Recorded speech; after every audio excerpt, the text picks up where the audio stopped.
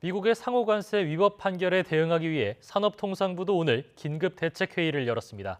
김 정관 장관은 불확실성이 다소 높아졌지만 대미 수출 여건은 큰 틀에서 유지될 것으로 예상했습니다. 경제부 취재기자 연결하겠습니다. 최하영 기자, 오늘 정부 긴급회의에서 어떤 내용이 논의됐죠?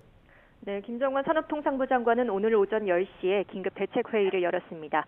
여한구 통상교섭본부장과 소관부서 국과장, 주미 주일 대사관, 상무관이 참석했는데요. 김 장관은 우선 대미 수출 불확실성이 다소 높아졌지만 한미 관세 합의를 통해 확보된 대미 수출 여건은 큰 틀에서 유지될 것이라고 밝혔습니다.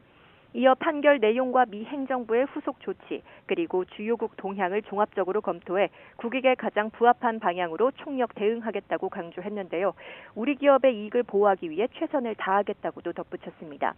특히 트럼프 대통령이 판결 직후 10% 임시관세 부과를 발표한 만큼 우리 정부는 미국 측의 향후 조치 내용을 계속 파악하면서 불확실성을 최소화하기 위해 노력할 계획입니다.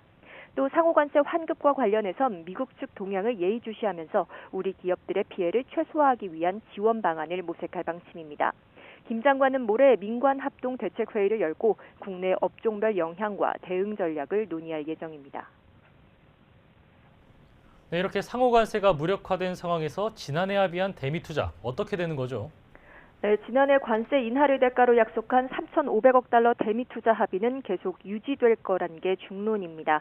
미국의 상호관세 15%는 무력화됐지만 개별 품목에 대한 관세는 계속 유지되고 있기 때문입니다. 게다가 트럼프 대통령이 대체 관세를 꺼낸 상황에서 섣불리 재합의에 나섰다간 오히려 추가 관세 역풍을 맞을 수도 있습니다. 특히 우리나라의 경우 상호관세보다는 자동차와 반도체 등 품목관세의 영향을 더 크게 받고 있는데요.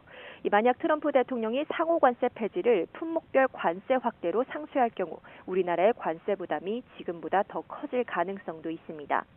사실상 관세 불확실성은 더 커진 셈입니다.